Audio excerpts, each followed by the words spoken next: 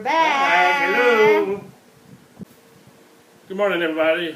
Or in our case, it's good evening. Yeah. Good evening, everybody. Good morning, America. Welcome back to our YouTube channel.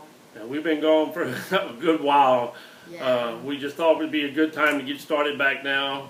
A lot of issues have come up, and we're going to discuss a few of them and try and just kind of let you know what's going on here in the Philippines. Why we don't have a video for almost 3 months? Yeah, it's been a long 3 time. months, yeah. Yeah, the first thing is we had a lot of COVID cases here in our area. And realistically, it wasn't even safe for me to go outside. Of course, I had to. I had to go to the grocery stores every once in a while at the market. G actually had to work 1 or 2 days, which was a help financially. But just a lot of issues like that. For some reason, our little area here started having a lot of cases, and especially in our subdivision right here beside us, houses right beside us. So it caused some concerns, especially for her, because I'm over 60, so she gets nervous when I walk out the door. Papa Bear, don't go out. Yeah, that's all I hear every day. If I'll be called in a clinic, I'll say, Papa Bear, don't go out. I don't want him to be out. Yeah, and we really just, I try to make our videos, like if we're talking about cooking or if we're talking about, money and all these kind of things, banking and all this stuff, we try to make it informative and a little bit entertaining, because I have one of those really weird sense of humors. But, really, I had run into a really state of depression about 2 months ago when I realized I wasn't going to be able to go to my son's wedding. And that really took a toll on me. I couldn't get out of that funk, and every time G would say, Papa Bear, you want to do a video? I just said, no, I'm not in the mood. To me, it's no fun to do a video if you're in a bad place, a bad frame of mind. If you're in this stage of depressions, frustrations. Yeah, between the house, sitting here in the house, and, not being able to go outside, and then also having the COVID and all this stuff, and then on top of it, missing my son's wedding, I just didn't feel like I would be able to do anything positive on the video. My son got married last Sunday. Congratulations to him and Heather. Congratulations, Heather and William. It's nice to have Heather a part of the family, even though she's been part of the family for a long time. Yeah. It's nice to have her. It's official. Yeah, it's official now. She has the paper, like she says all the time. I want the paper, But official. It was good that my sisters, Brenda and Linda, made sure that I felt like I was a part of the wedding. I got to see a lot of it, which was nice. It was nice to see Ryan again. I hadn't seen him in a while, so get a chance to say hey to him. Good to see Scott again. I hadn't seen him in a while and talk to him, so it was nice to catch up. So, like I said, I'm kind of over the depression part of it now because they're married. Hopefully they have a very long, happy life together. So now we have to get on with our lives. And what I've come to the decision of is it just does make sense for me to try to come back to America right now. Even though I've been unemployed for 8 months. I'm just going to have to try to figure out how to work it. We're going to try to do it on the videos. My family has been great. Brenda, Linda, Daryl, especially William, they have really stepped up and helped me out. But I really have been apprehensive about doing some things, but I have set up a PayPal account and a GoFundMe account because actually I had a couple of friends of mine ask me how they could help me out. And I was very uncomfortable even discussing it. It's just not my personality to ask for help. But for me to survive here for the next 10 months, even though we're very minimalistic, we don't have a lot of expenditures, which is lucky. A strict budget. Very strict budget. Very strict budget. My joke to her is, if we buy the shampoo, we're going to be eating Dume noodles for the next 2 days. But luckily, I guess I need to cut my hair, so I will not do shampoo anymore. Yeah, I hear that every day. But luckily, we like similar things. We both, the eggs are relatively inexpensive here, so we're able to get eggs and potatoes pretty inexpensive. Yeah. We just have to stay away from the traditional American food. We just can't get those. And it's very expensive. Yeah. It will be tripled in price. Always, everything. Always, something imported products will be triple in the price here in the Philippines. And stuff that in America, y'all can go to Walmart and get 3 for $1. Hell, we get 1 for $3. And you know what? Aside from the lockdown, aside from lots of people, lots of Filipino lost their job, unemployed. It's so strange that the transportation become high. Everything went up. Everything went high. All the groceries. Every time we go to the grocery, oh Papa Bear, this one went up 2 pesos. Yeah. This one went up 5 pesos. Yeah, Strange. I used the ham movie the other day because I like ham. I eat it, sometimes I don't want a big meal. I just want a ham sandwich. And we were getting a ham for like 60 something pesos. Then went up to 70, 75, 80, 85, 87. Yeah. We got our S&R membership, and we went. We went to and we really couldn't afford anything. I mean, everything had gotten so friggin' high when we basically walked out with some chips and dip and just said, nah, we can't afford this. We have to get most of our stuff at the market. But like I said, I really don't want to get into that part of it because we've discussed our budget before at length. But like I said, I know some of my friends, Eric and Carrie and some of you others, y'all going to see this GoFund on there and PayPal. But let me tell you something. For all my friends, like I said, that's really directed to people I know. Gigi's friends, the Philippines are almost at 50% unemployment. I don't expect any help from anybody here.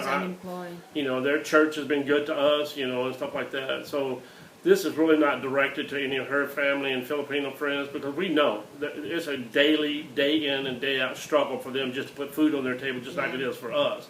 So shame on me for expecting anything from them. I don't expect anything.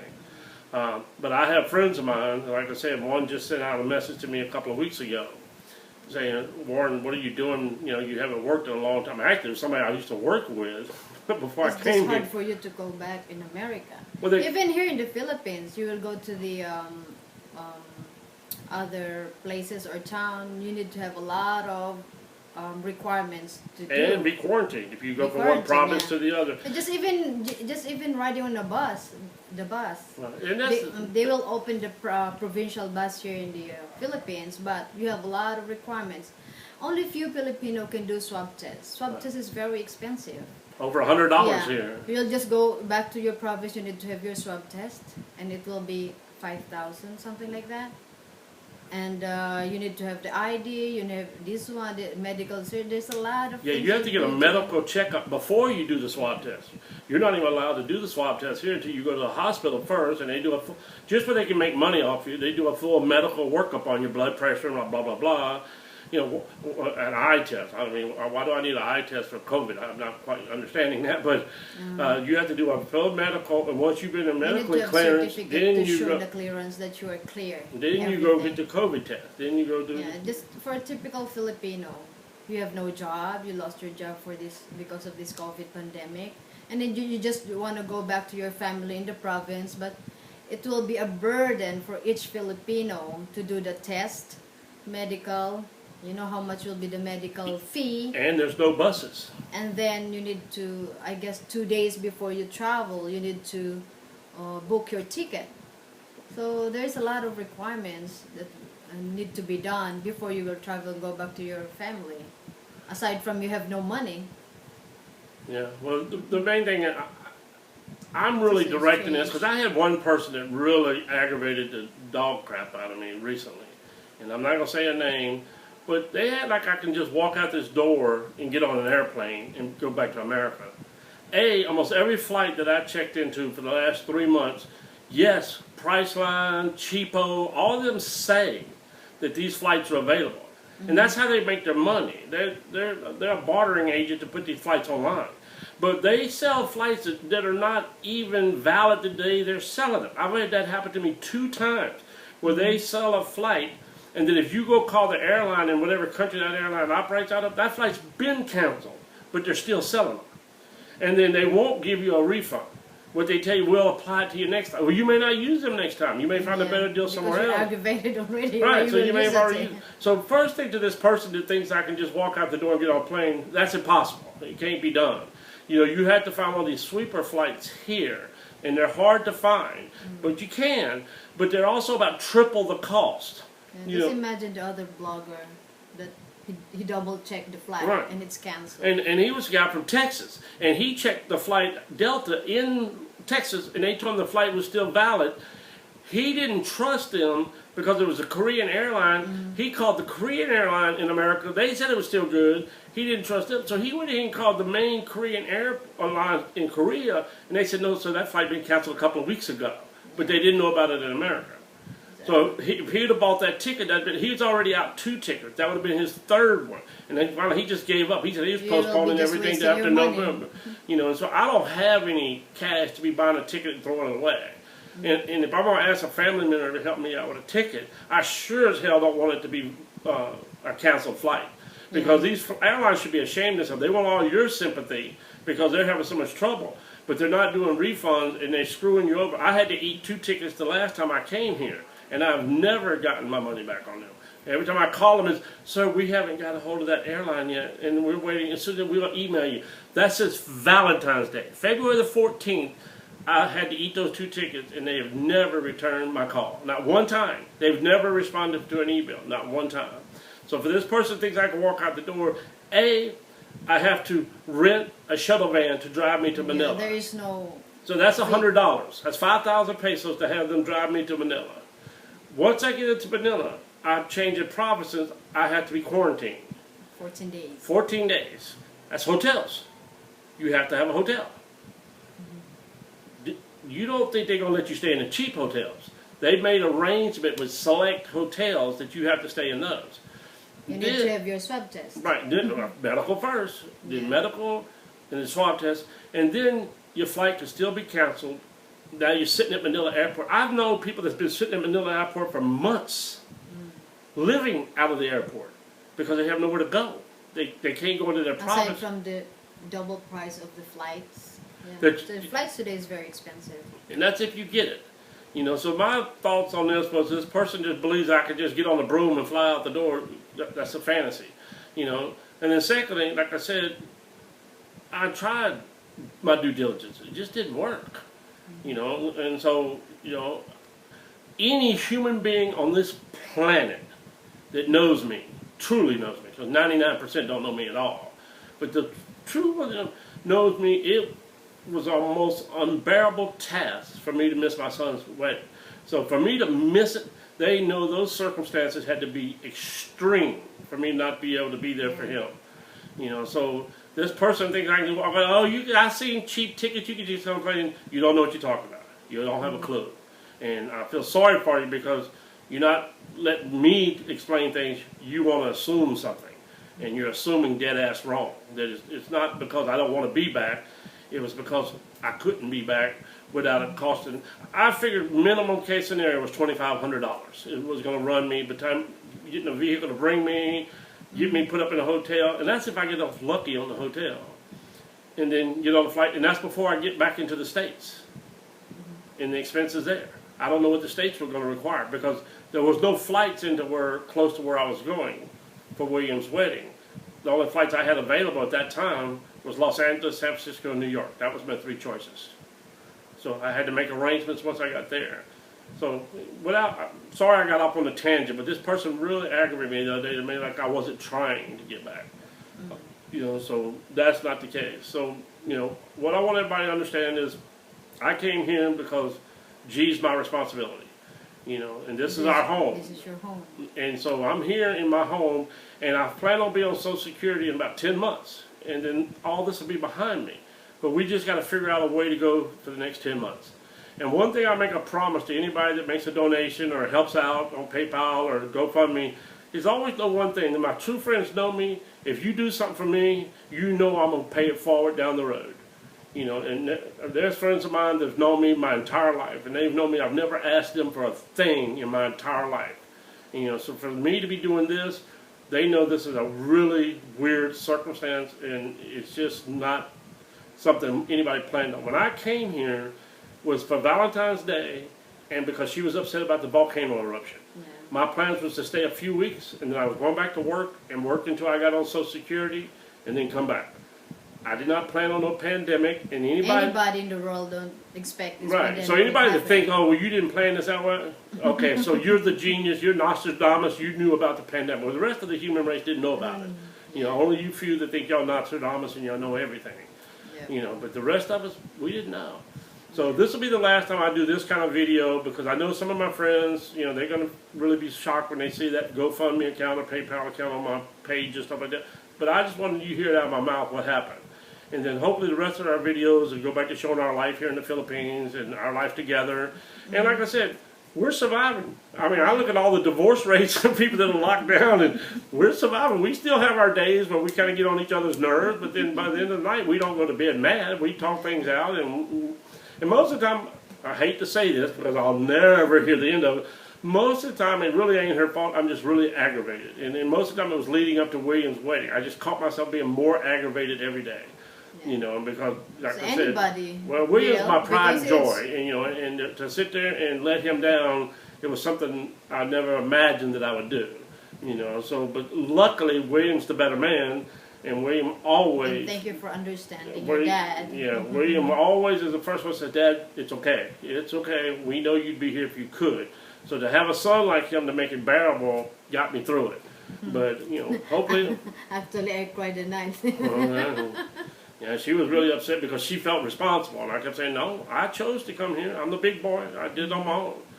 But I know a lot of y'all are going to have questions, you know, blah blah blah. Just send me a text on my Yahoo account, wferrisjr@yahoo.com. I don't even have a phone because it didn't make no sense to spend the money on a phone. I use my Skype or my Facebook for communicating. And I'm hoping this is not an embarrassment to some of my family members, but I've been such a burden on William financially. I'm trying to do some things myself to see if I can reduce some of the burden on him.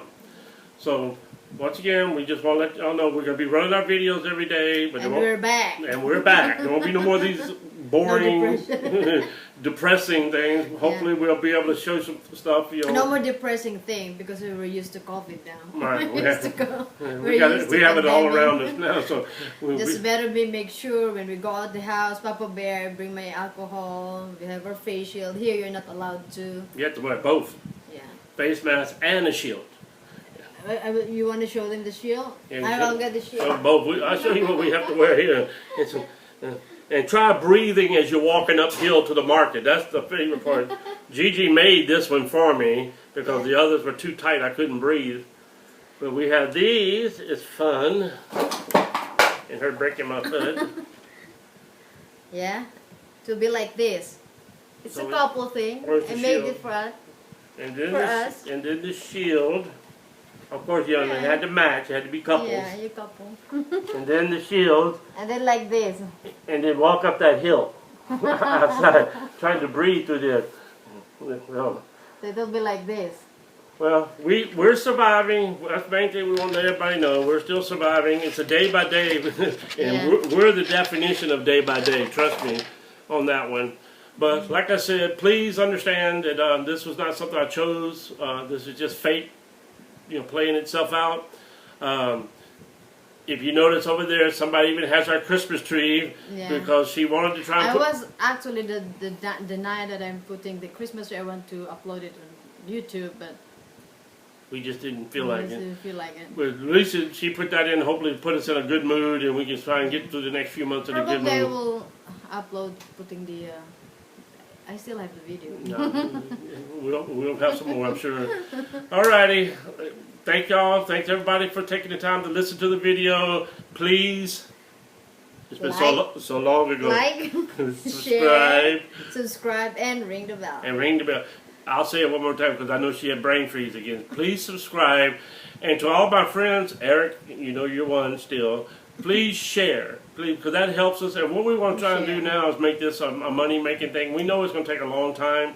So the best is watch the whole video. Watch the video and share. And then we're going to try to make some of the more videos more entertaining. And any questions you have about the Philippines, please ask, and I'll help understand. Making video is also a help to remove your depression. Get your mind off all your problems. All right, guys. Have a good night. See you in the next video. Thank you. Bye.